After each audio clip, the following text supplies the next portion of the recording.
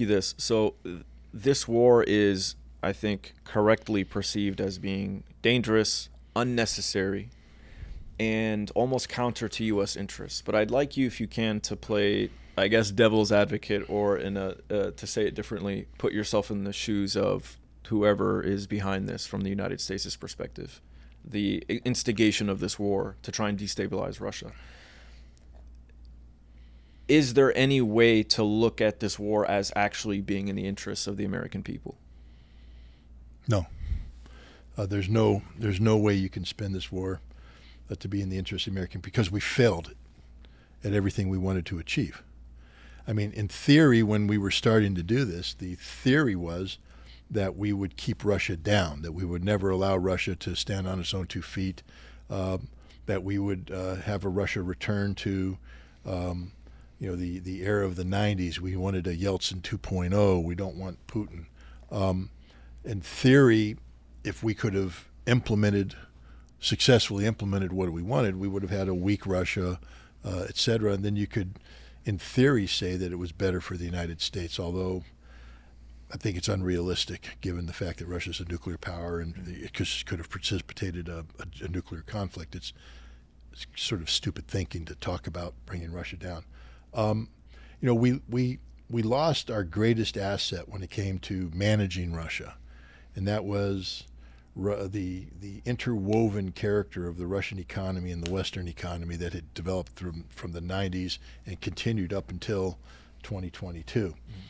Fully 30% of Russia was tightly interwoven with the Western economy, and that gave the West tremendous leverage over Russian politics, et cetera. Putin had to engage in certain policies because he couldn't alienate the West. The West was a reality. The oligarchs continued to leech onto Russia because of this relationship. It weakened the Russian economy. So if I'm an American that wants Russia weak, the last thing I would do is sanction Russia. What I would do is encourage more Western trade with Russia to further dilute, Russia's economic unity, to further ingratiate Russia in with the West. And yet we did the exact opposite. We sanctioned them, and then we froze all the assets of the oligarchs, destroying their viability, and we compelled Russia to go through shock therapy to restructure its economy so that there's no interwoven nature with the West. We've lost all leverage. We have no way to leverage ourselves on the Russian economy today. Sanctions have failed. The more we sanction them, the stronger Russia gets. We failed there.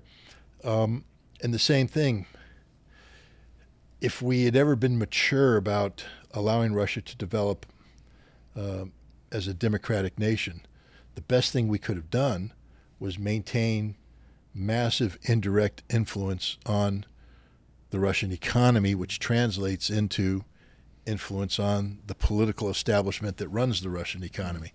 And so, rather than trying to force the issue by recruiting a Navalny and trying to insert them in there, what you do is you just let the Russians create their own Navalny. No outside interference. Let it create their own, because there was enough corruption in Russia that Navalny could have been created naturally. And now you have a viable opposition, and now you can begin the process of divide and conquer politically, not because you're directed, because it's going to happen, because you've set a condition through the economic engagement with Russia. This is what a smart CIA guy would have done, the indirect approach. But we can't do that. We don't have the patience for it. We don't have the vision. We have to be in control, manage everything. And as a result, we overplayed our hand. And today, Russia has been freed of all the potential points of leverage that the United States could have had over its economic, social, and political development. Russia now is truly an independent, sovereign state, self-sufficient, stronger than it's ever been. And, in a way, I view that as a good thing. I always believe that it's best that we deal with a nation that's living up to its full potential, because then it's an honest relationship based upon genuine capabilities.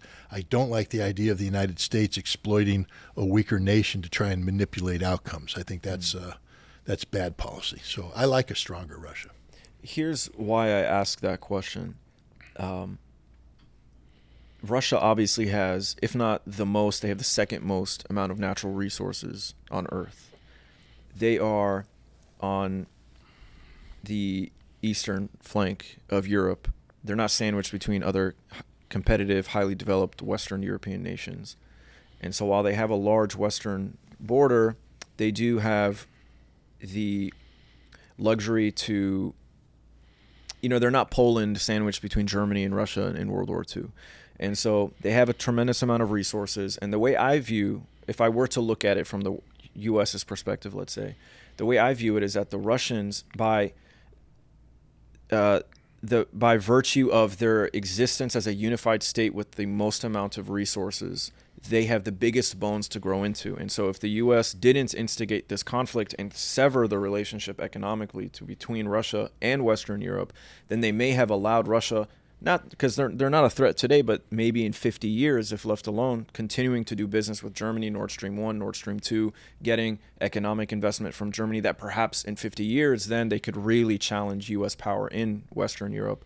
So from that perspective, does that make sense to you as maybe trying to stiff arm them well in advance, even though they should be maybe more focused on China, who's a closer peer competitor? But do you understand what I'm saying? Russia's ability to grow into the natural abilities they have as a unified state. Well, that was the whole purpose of the American policy was to prevent that from happening. Our goal was to weaken Russia, keep Russia weak, to divide Russia, to have Russia break up into several constituent parts.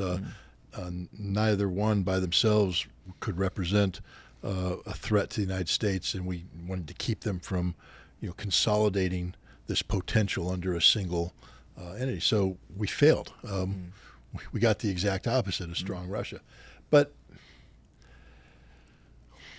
there's a couple problems with the scenario you put out. One, it presupposes that America has a right to be an unmatched, unsurpassed power, and that sustaining that is an obligation.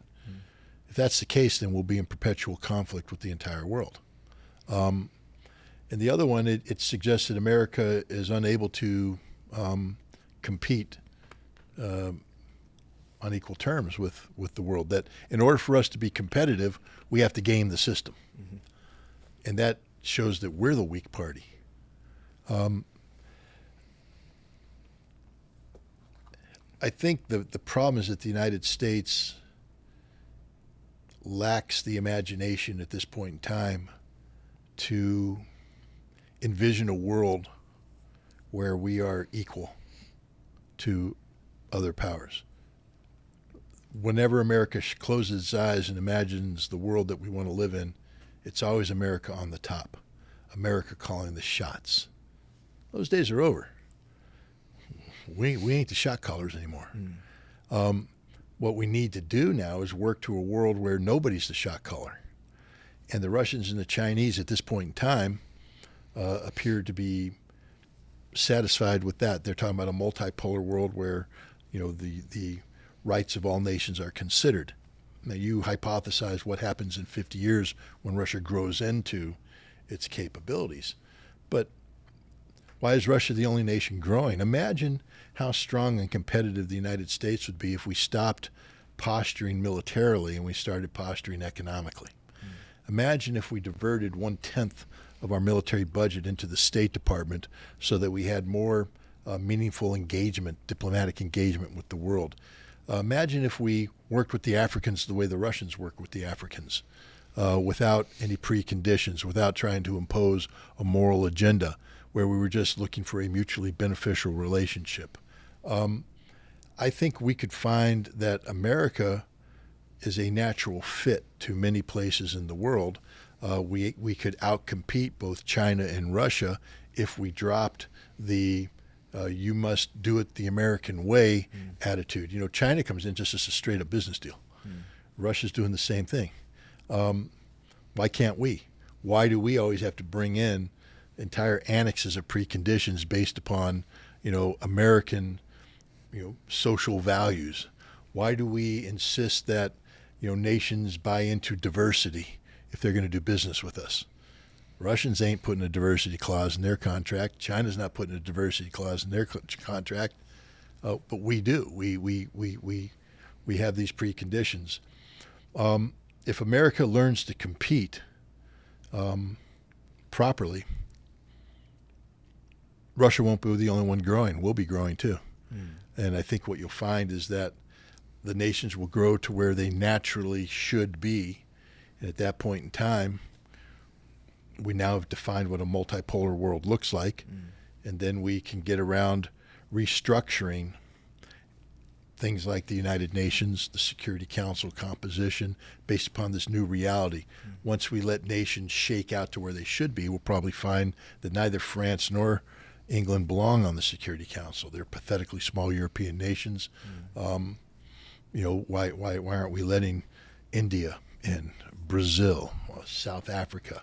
I think the world's going to reimagine itself going forward. But if we play our cards right, the one of the parts of this reimagination is a strong and prosperous America that is competing as equals with a strong and prosperous Russia, a strong and prosperous China, a strong and prosperous Europe.